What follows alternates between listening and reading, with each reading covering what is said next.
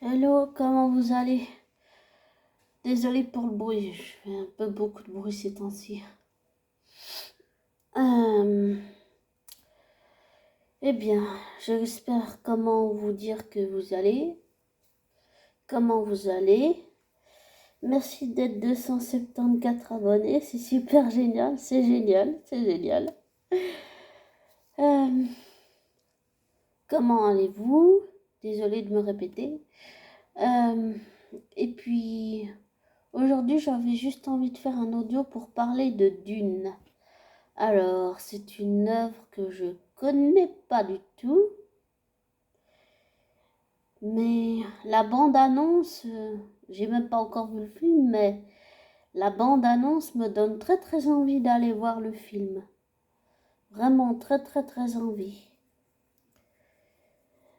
Et contrairement à ce qu'on dit et les extraits que j'ai vus, plus la bande-annonce, eh bien, peut-être que c'est froid et distant, mais il faut chercher les micro-émotions. C'est pas quelque chose que tu vas voir tout de suite. C'est quelque chose que tu vas voir en regardant plusieurs fois le film. Et j'ai dit ça parce que, par exemple, la série The Witcher, quand je l'ai regardée, au début, je voyais pas vraiment les émotions de Geralt.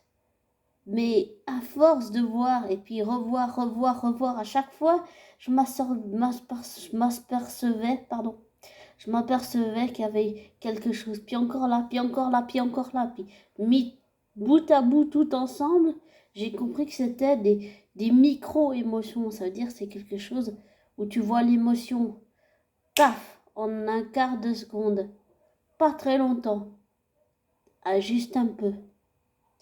Et en fait, en général, plus tu... Comment dire ça? Plus tu regardes, plus tu vois les émotions du personnage. Qu'elles soient froides ou distantes. Ou même les deux d'ailleurs. Et je pense, contrairement à ce qui a été dit par un youtubeur, j'ai oublié son nom, désolé. Je pense que, contrairement à ce qu'il a dit, les personnages ont des émotions, mais il faut aller les chercher profondément. C'est pas quelque chose que tu vas voir au premier visionnage, c'est sûr. Mais je pense sincèrement qu'il a des émotions, enfin que les personnages ont des émotions. Et ce qui m'a permis d'entrer en empathie avec Paul, le personnage principal, c'est d'avoir vu certains extraits, d'avoir vu la bande-annonce, et surtout le moment où il a mis sa main dans l'espèce de truc en carré et où il doit passer un test de résistance à la douleur ou je sais pas trop quoi, et que tu vois la douleur sur son visage.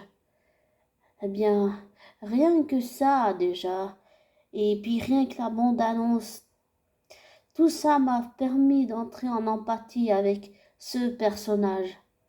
Si on prend un exemple concret et réel, dans la vraie vie, rien qu'avec la bande-annonce de Dune, rien qu'en voyant les micro-émotions de, de Paul, ça m'a permis d'entrer en empathie avec lui.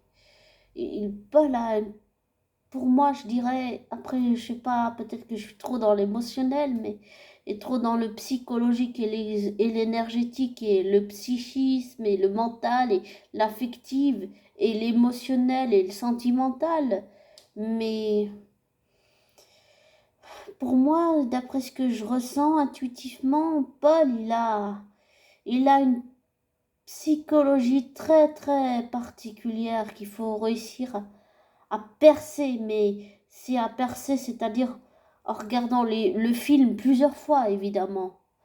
Mais c'est que avec ça, en faisant bout à bout, que tu t'aperçois que le personnage a des émotions. C'est ce qui te permet de créer un lien avec lui Et j'ai remarqué que c'est quelque chose que je fais beaucoup avec des personnages de fiction. Ce qui me permet de créer avec un lien avec eux, c'est leur passé, c'est toute la souffrance qu'ils ont, c'est toute la douleur qu'ils ressentent, tout ce qu'ils ne disent pas mais que tu ressens au fond de toi. Et si on peut dire énergétiquement, psychiquement, mentalement, affectivement, émotionnellement, tout ça mis à bout ensemble, c'est ce qui me permet de créer un lien avec un personnage de fiction. C'est pour ça que je dis dans mes commentaires de certaines façons différentes que je sens que j'ai créé un lien très fort avec Paul, le personnage principal de ce film, même si j'ai pas encore vu le film. C'est les micro-émotions que tu vois pas forcément au premier abord. Et puis, tu sens la fragilité de Paul, même si tu finis par comprendre que c'est quelqu'un qui est bien plus fort que ce qu'il ne le croit. Un peu comme Loki, vous voyez. Loki, par exemple, ce qui m'a permis de créer un lien émotionnel avec Loki vraiment, même si au début j'avais des préjugés que j'ai fini par laisser tomber parce que tout en faisant un travail d'acceptation pour accepter Loki et accepter Tom Hiddleston en faisant une dissociation des deux dans la vraie vie et dans la fiction, c'est ce qui m'a permis de créer un lien avec Loki émotionnel, même si c'est qu'un lien fictif et émotionnel dans la vraie vie. Mais c'est ce qui m'a permis de le faire avec Loki. Et c'est ce qui m'a permis de le faire tout en dissociant Tom Hiddleston et Loki l'un de l'autre. J'ai pu créer des liens, si on peut dire, affectifs, mais surtout énergétiques avec eux, mais de façon différente. L'un dans la vraie vie, l'autre dans la fiction. Et c'est grâce à l'énergie que je réussis à créer un lien émotionnel avec un personnage de fiction ou avec quelqu'un dans la vraie vie. Je ne sais pas comment vous expliquer, mais c'est quelque chose comme ça. C'est quelque chose que j'ai remarqué en écrivant mes commentaires là. J'ai compris que c'est comme ça que je crée un lien émotionnel, soit avec quelqu'un dans la vraie vie, soit avec un personnage de fiction. Et puis il y a aussi tout le background et puis tout le passé de Loki, le fait qu'il soit adopté, qu'il savait pas qu'il était adopté, qu'il a découvert qu'il était adopté, qu'il a découvert que Odin voulait l'utiliser avec l'histoire des géants des glaces, tout ça, sa jalousie envers Thor un petit peu. Il est envieux, il a le cœur cassé, il est brisé de l'intérieur, il est triste. Tout ça m'a permis, toute la personnalité de Loki m'a permis d'entrer émotionnellement en empathie avec Loki, même si j'approuverai jamais ce que il a fait, je veux dire, tous ces gens qu'il a tués, ça je peux pas l'approuver, c'est-à-dire que j'accepte le passé de Loki, ces choses qu'il a fait, et je suis bien obligée de l'accepter si je veux accepter le personnage en entier. Enfin, je dis je dois, ça fait corvée, mais on va dire, j'ai vraiment envie d'accepter Loki, donc j'accepte aussi son passé et toutes les choses horribles qu'il a faites, mais ça ne veut pas dire que je suis d'accord avec. Eh bien, pour Paul, c'est peut-être différent, mais émotionnellement, c'est différent, mais j'arrive à entrer en empathie émotionnelle avec lui d'une certaine façon par le lien énergétique et puis par le regard. Tout passe par le regard. Des fois, t'as même pas besoin de dire les choses, mais si t'es froid et distant, l'émotion parfois ça passe par le regard. Et puis l'autre, il n'a pas besoin de dire les choses. Tu le ressens dans son regard. Tu le lis à travers dans son regard. C'est comme si tu lis dans son cœur. Tu lis comme dans un livre ouvert. Et l'autre n'a pas besoin de te dire quoi que ce soit. Parce que tu lis en la personne dans un livre ouvert, qu'elle soit distante et froide émotionnellement. Tu arrives à créer un lien émotionnel avec ce personnage. Mais comme j'ai dit, avec Paul, c'est peut-être différent. peut-être que sa fragilité m'a permis aussi d'entrer en empathie avec lui. Et je pense que c'est une partie du fait que j'apprécie Paul, même si j'ai pas encore vu le film, c'est que au premier abord, tout ce que j'ai vu, c'est que c'est un jeune homme fragile. Voilà. Et puis ensuite, l'extrait que j'ai vu, le fait que il ait la douleur qui se tord son visage comme ça m'a fait encore plus entrer en empathie avec lui. Et tout ça mis à bout avec les micro-émotions, comme je dis avant, tout ça en prenant tous les aspects et pas que l'aspect rationaliste, il faut prendre aussi l'aspect énergétique, bon, physique, énergétique, sentimental, affective, mental, psychologique, vulnérable, fragile. Il faut prendre tout dans sa globalité. Tu peux pas prendre ça juste d'un côté rationnel. Il faut prendre le côté irrationnel et rationnel et garder les pieds sur terre. Et il faut euh, il faut, comment je pourrais dire ça? Observer, voilà, beaucoup observer les micro-émotions. Comme j'ai dit, par exemple, pour Geralt, quand j'ai vu les émotions de Geralt, c'est en regardant au fur et à mesure, et puis en regardant encore et encore et encore et encore, toute la saison 1, c'est comme ça que j'ai détecté les émotions de Geralt, les micro-émotions, et puis mis à bout, tout ensemble, ça laisse de plus en plus de place. Tu vois les micro-émotions du personnage, et après tu vois de plus en plus les émotions du personnage qui prennent de plus en plus de place. Et ça se voit sur le visage, surtout à travers les yeux du personnage. Et le personnage, il est dépassé par ses propres émotions, en fait. C'est comme s'il faisait qu'il n'en avait pas d'émotions, mais en fait, il en a plein, il en a plein. Et il en est bourré. Il est bourré d'émotions, bourré de contradictions, bourré d'humanité. Et de ce que j'ai vu, les décors, tout, c'est magnifique. Moi, ça me plaît beaucoup. C'est le genre d'univers que j'adore. Ah, mais à fond, à fond, à fond. J'adore ce genre d'univers. C'est vraiment très... J'adore ce genre d'univers. J'arriverai pas à dire c'est vraiment enrichissant. Non, c'est... Moi, je les adore. C'est magnifique. C'est magnifique. J'aime beaucoup... beaucoup ce que j'ai vu dans la bande-annonce. Moi, ça me plaît beaucoup. J'adore, je suis friande de ce genre d'univers. Alors, pour ceux qui disent que les personnages n'ont pas d'émotion, peut-être qu'ils devraient observer mieux et, et voir les choses différemment et pas sur des préjugés, sur de la critique, sur des ressentiments, sur des choses, des peurs, des trucs comme ça. Non, non, non. Ce que j'ai compris, c'est que je vois le film, mais sans préjugés, en fait. Voilà. Sans préjugés. Bon, j'en ai encore sur d'autres choses, mais j'essaye de faire sans préjugés. Voilà. Je suis peut-être encore dans le triangle de Cartman, on appelle ça bourreau, juge, sauveur. Mais j'essaye d'en sortir, mais j'ai viens de comprendre récemment que j'y suis encore. Donc, ça veut dire que j'ai encore des préjugés, ça veut dire que je peux encore m'en défaire. Mais c'est les barrières mentales aussi, c'est beaucoup psychologique, c'est dans la tête. Il faut réussir à se défaire de ces barrières mentales qu'on a dans la tête. Tout ce que les parents, tout ce que la société, tout ce que les gouvernements veulent nous faire,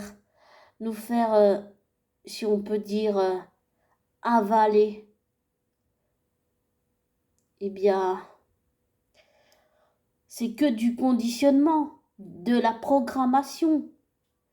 Tous ces trucs, il faut les virer pour se libérer des préjugés. Voilà, c'est ça, je pense, intuitivement, la chose à faire, c'est se libérer des préjugés qu'on nous met dans la tête, mais qu'on se met aussi nous-mêmes dans la tête. par rapport aux autres, ou par rapport à des films, ou par rapport à des réalisateurs, ou des gens qu'on n'aime pas, ou des gens qu'on n'apprécie pas, parce que ça nous empêche émotionnellement, les préjugés nous empêchent émotionnellement d'entrer en empathie avec un personnage. Voilà ce que je dirais comme ressenti intuitif. Bon, après, je peux me tromper, hein, je dis pas la vérité. Prenez pas pour argent comptant ce que je dis. Peut-être que je me trompe, peut-être que ce youtubeur a finalement raison. Peut-être que j'ai tort. Faites vos vérifications par vous-même. Ne vous laissez pas influencer par mon ressenti intuitif, c'est important ça. Ne vous laissez pas influencer par moi, par mon ressenti intuitif. Peut-être que je suis trop rêveuse, mais c'est le genre de film que j'adore. Ça, c'est tout à fait le genre de film que j'adore. Et puis, ça va me servir pour mon livre avec mon personnage principal. Mais dans tout ce que j'ai dit, c'est que du ressenti. Là, on est basé sur... Je suis partie que, même si je me suis un peu égarée, c'est que sur du ressenti, de la pure intuition, là. Basé sur le film, enfin basé sur la bande-annonce, basé sur le peu et l'extrait que j'ai vu de Paul. Voilà, c'est basé sur ça, mais ne prenez pas pour un genre content ce que je dis. Allez, faites vos vérifications. Allez voir le film et puis dites-moi dans les commentaires ce que vous en pensez. Mais ne vous laissez pas influencer par moi. Voilà, ne vous laissez pas influencer par mon ressenti intuitif. Voilà. J'espère que vous avez compris mon message quand même. Et désolé de bafouiller, mais c'est naturel chez moi. Je fais comme je peux, je fais de mon mieux possible. Et aussi, au passage, je voulais vous remercier d'être 274. C'est super, c'est un truc de malade. Quand je dis c'est un truc de malade, je dis ça, c'est un truc de fou. C'est genre super positivement, quoi. Voilà. Enfin, merci, merci, merci. Merci, merci. Voilà. Bon, je vais vous laisser. Ah oui, une dernière petite annonce à faire. J'aimerais vous partager une petite annonce. Si vous habitez en Suisse, ou peut-être ailleurs, en Suisse, il y a un peintre que j'ai découvert qui est vraiment superbe. Il s'appelle Freddy Montoya Freggio. C'est un peintre cubain et il fait des tableaux magnifiques, extraordinaires. C'est fait avec de l'aquarelle, avec des peintures. Je ne sais pas où il va chercher tout ça, mais c'est vraiment très très beau, c'est magnifique. Ces peintures, c'est vendu entre 500 et 150 francs, si jamais vous êtes intéressé, que vous voulez aller voir ces peintures. C'est à la rue Louis Favre, quand vous montez le début de la rue Louis Favre. Voilà. Donc, je vous conseille, si vous voulez, d'aller voir ce peintre. Mais comme j'ai dit aussi avant, faites vos vérifications sur tout ce que je viens de dire. Ne vous laissez pas influencer par mon ressenti et par ce que je viens de vous dire. Faites vos vérifications. Ne vous laissez pas influencer. Faites vos vérifications. Ne prenez pas pour argent comptant ce que je dis. Même si c'est que basé sur de l'intuition et aussi un peu l'envie, l'excitation d'avoir envie de voir ce film de ma part, je l'avoue. Voilà. Bon, je vous souhaite une belle matinée, journée, après-midi et soirée. Bisous, ciao. Goodbye. Et I love you.